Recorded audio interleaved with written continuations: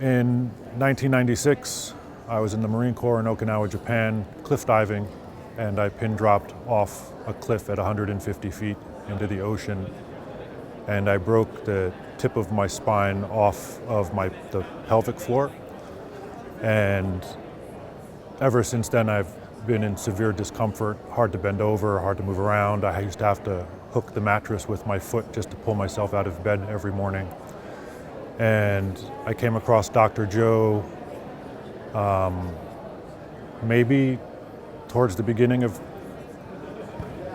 2020, I would say, and just started listening to see what was going on, just different videos, listening to him when I would do my meditations. And I wanted to know if it was for real. So I came to an event here in Denver in July, and maybe 3 days into the event, I started noticing that my back wasn't bothering me. And then I saw people getting out of wheelchairs. And then my back just completely stopped bothering me. Like there was no discomfort sitting. I had a back brace when I came in. I just stopped wearing it. I was sitting up straight in my chair, like on the way home, on the airplane. Like there was just no discomfort at all.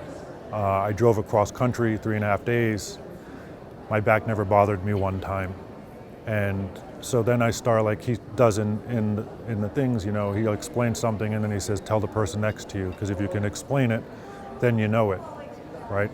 So I started telling people.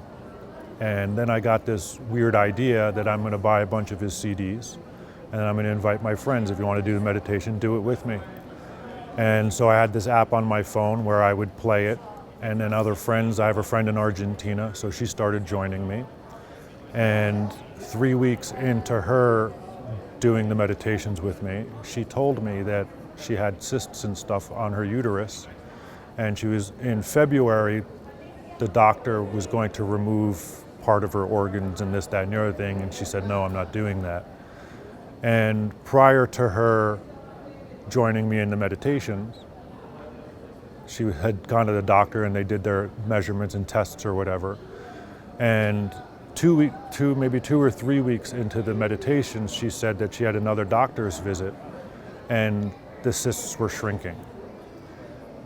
So it took me a step further, and I have another friend, Ileana, who had a heart transplant and went into the ICU with a bowel obstruction. And I got the nurse in the ICU to allow me to hook up to her phone and do the same thing. And we used Dr. Joe's meditation, Tuning into Health. And I did it in my living room while she was doing it in the ICU. And I started to get sick. And I stepped out of the meditation, went to the bathroom. I thought I was going to throw up. Nothing happened. I went back, I got back into the meditation. And then when the meditation was over, I was talking to Ileana on the telephone, and then she started throwing up. The following morning, she was scheduled to have the bowel obstruction removed. And when she went in the following morning and the doctors did the surgery, there was no bowel obstruction. And now I'm here. It's the follow-up retreat, and I've been doing these things for her, and the doctors in the ICU unit now, they have no idea why she's getting better. And she wasn't able to talk, she wasn't able to complete sentences.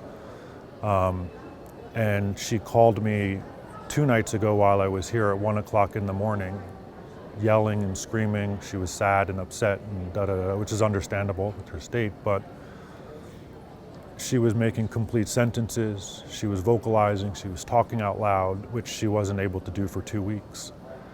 And so it's becoming like this,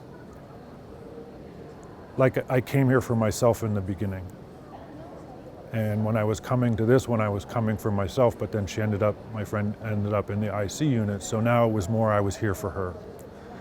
And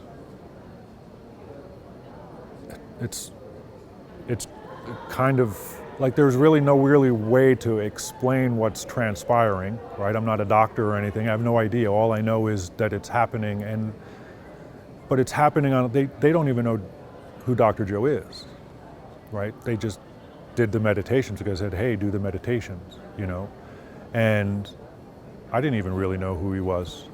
I just did the meditations. And one of the issues that I had with my back was when I would relax, my upper torso would turn 30 degrees off center because my lower vertebrae, L4 and L5, were twisted from the impact in the ocean.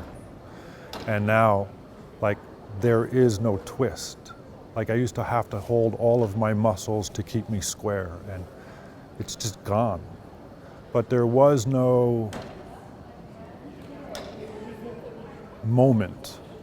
There was no, ooh, you know, like it just happened, you know, and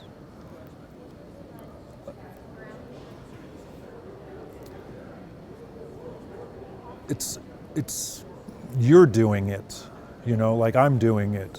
However, like whatever that intelligence is that's happening, right? Like it would have been different if a doctor fixed me, but the doctor didn't fix me.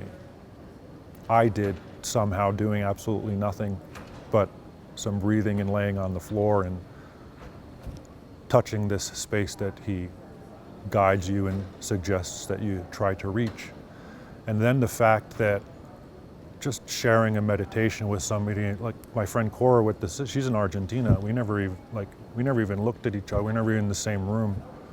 You know, she just did the meditations with me twice a day, every day for about a month. So from the end of July to the end of October, my back doesn't hurt anymore. A woman's bowel obstruction just doesn't exist anymore, and cysts on some women's uterus are just shrinking. Just from sitting in a chair, following Joe's steps, and touching God, I guess, or the whatever you want to call it, you know. And now I walk around and I can feel, like, when I'm just sitting around, like I can feel this tingling always on the outside of my body. It's constantly there. And I was like, oh, that's what they mean when they say you're being hugged by God. And so it's like all day long, I'm just always being hugged by this nothing, whatever it is, you know. And the fact that you can feel it makes it real. You know, like if you didn't feel it, you just thought you were feeling, right? It's not like, oh, I think I'm feeling this, or it's not like my imagine, like I feel it, you know, like when I go into my meditation, it's like all of a sudden, like there's like these convulsions, and like I can feel like this energy, like, and then when I really just let go and center into it, I'm very present, but there's this all around me. And it's not like I haven't meditated before, it's not like I haven't done breath work before, but I never understood why I was doing it. And I didn't understand the idea of going into the nothing and becoming nothing, you know, and, you know, you're in your meditation or whatever and you're doing your thing, but all of the times before where I would be doing my meditations, like I wasn't going into the nothing, I'm just doing these meditations. And what I recognized was, if I can feel like I'm in the nothing, then my being isn't being infected by my environment, because there's nothing there. So everything is going to reset.